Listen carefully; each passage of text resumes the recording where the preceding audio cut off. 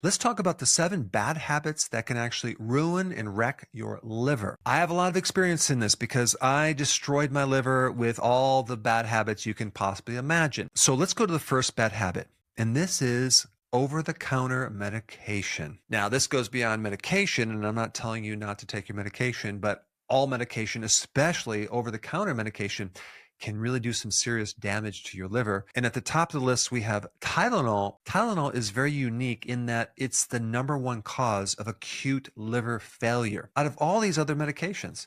So it's something to be aware of, and some people don't realize that, and they're taking it routinely, and it's really bad. If you're on any over-the-counter medication or even medication in general, you should be taking something to protect your liver. And one thing that I recommend would be milk thistle. It has very unique properties to add protection and increase regeneration of the liver. The other protector for the liver, especially for Tylenol, is something called NAC. But milk thistle will also work. And also the question to ask is, why am I on this medication in the first place? Well, some of the other bad habits that we're going to cover will probably solve the problem of being on this medication in the first place. All right, number 2 is a sedentary lifestyle. And it's kind of strange because, like, why would not exercising or being active harm your liver versus other things that you do, or let's say you're drinking alcohol, right? That's something that definitely destroys liver, but if you're sedentary, your diet might not be that great. Okay, so you're eating a lot of maybe junk foods or more calories, and you're probably not burning them off. And so if we just look at the cells, the input of fuel and then the burning that fuel up. If you're inputting too much fuel and you're not burning that off, there's a lot of damage that's created at the cell level. This is called oxidative stress. You can just think about this as rust. You can rusting out your body. And exercise burns off a lot of that fuel. That's like a buffering system for a lot of things, like disease. Exercise greatly strengthens the immune system. Exercise increases more oxygen throughout the body. Exercise also directly reduces stress that builds up. You can't avoid stress. So all day long, you accumulate stress. How are you going to get that stress out of your body?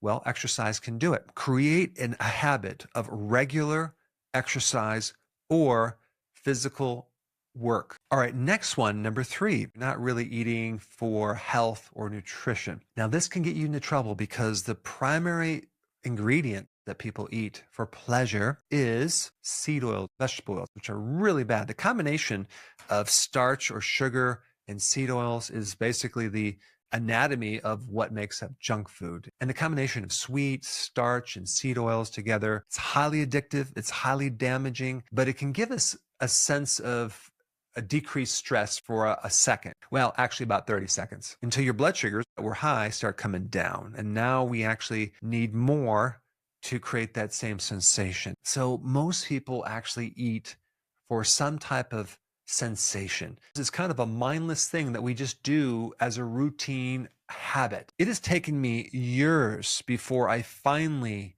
decided to create a new thing for myself where I'm now going to start eating for health. And I really had to hit bottom and really feel terrible for many years before I changed. I didn't just switch overnight. I literally had to be so sick and be in so much pain before I said, that's it. And now all I have to do is think about what I would feel like if I ate this thing to get me to say, no, thank you. So the comfort foods that people like would be like fried chicken, right? Deep fried in vegetable oils. French fries with ketchup, pastries, donuts. You realize that at one time I ate in one sitting 12 donuts? I mean, I can't even imagine eating that now. The heck was I thinking? And then when you go to a fast food place, you literally drink this sugar as high fructose corn syrup. Just think about what that does to your liver. So all of these carbs combined with the seed oils are going to create a situation in the liver called insulin resistance.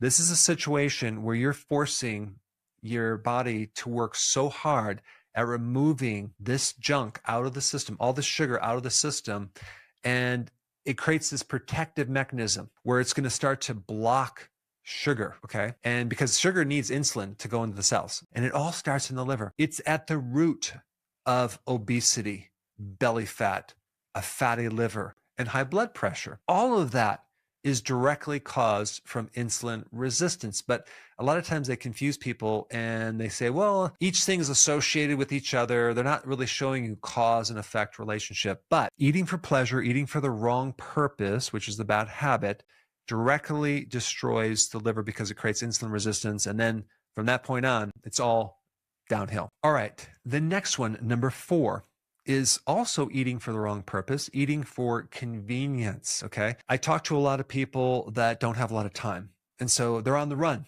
and so they have to quickly eat something. And this usually always involves something pretty crappy, low quality food, and not very good protein, like a protein bar, for example. It doesn't have high quality protein, which is going to mess with your liver because it's filled with this solvent called hexane.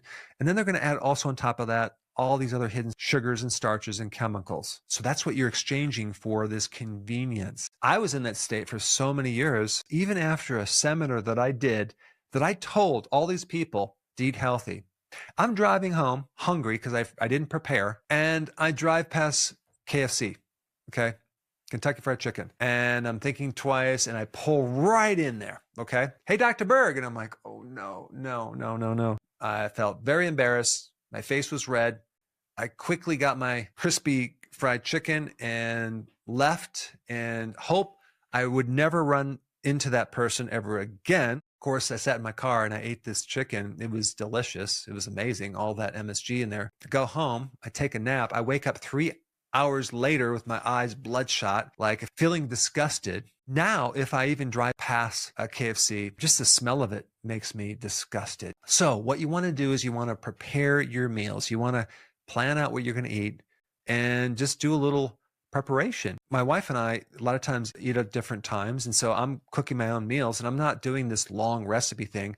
I might just combine meat, vegetables, eggs, cheese, and I might have tomato with it. I might have a salad, some olive oil, and maybe balsamic vinaigrette, and now I have my meal. Took me a few minutes. But all this packaged food out of convenience has a lot of seed oils, there's a lot of starch, a lot of sugar. You just want to avoid all that, and you want to start adding in a healthier habit. All right, we're at number 5, stress. And it not only creates a lot of problems for your sleep, which then will cause your blood sugars to crash, which will then cause you to go off the plan and eat things that you normally wouldn't do. Chronic stress brings out dormant viruses out of remission that can affect the liver. Establishing new healthy habits, it's very, very important to have enough sleep.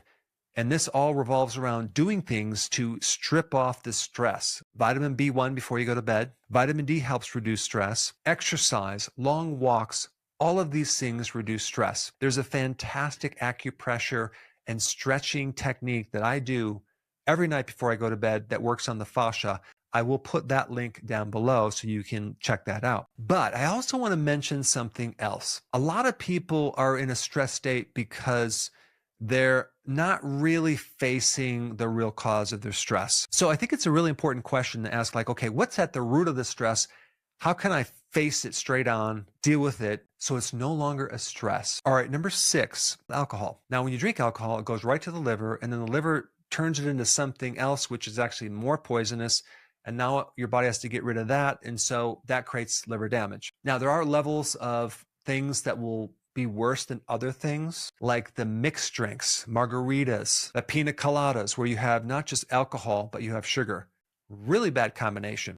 But then you have beer, which is less alcohol, more carbohydrate, but then people consume more of that. In college, a friend and I went to the bar on a regular basis, on a daily basis. We would play pool and we would drink. But another time, my wife and I found this little place, this little shop that sold margaritas. Yeah, and for a whole year, we would stop off after work and get a margarita. And it was one of those things where I realized, am I an alcoholic? I'm drinking every single day, a couple margaritas. And I felt great in the beginning. But then I started to feel more tired, more blood sugar issues, and that's when I said, that's it, I'm done. But then you also have wine, right? At least with wine, you have phytonutrients in there, or at least some. That's going to create a little bit of lessening of the damage of the alcohol. And it really depends on how much that you consume. But if you're drinking for health reasons, just realize there is no such thing. I'm not telling you not to drink. I'm just saying that if it's a regular routine, you might want to just do something to lessen that routine, to be more in control of when you consume it. You can also take vitamin B1, natural B1. That will help you prevent a hangover. All right, and number 7, vitamin deficiencies. So it's basically getting the key factors to help support the liver and help the liver work. We're talking about phytonutrients, and there's several foods that will give you more of that than others. Cruciferous vegetables, arugula, broccoli, all filled with phytonutrients that specifically help the liver detoxify. And I think you should consume those on a regular basis. Other things like salad with added garlic and onion are also really good for the liver, because what all that does is it helps give you antioxidants to protect the liver against all the inflammation going on. But also don't forget red meat, or even I like hamburger from grass-fed cows, or you can even do wild-caught fish.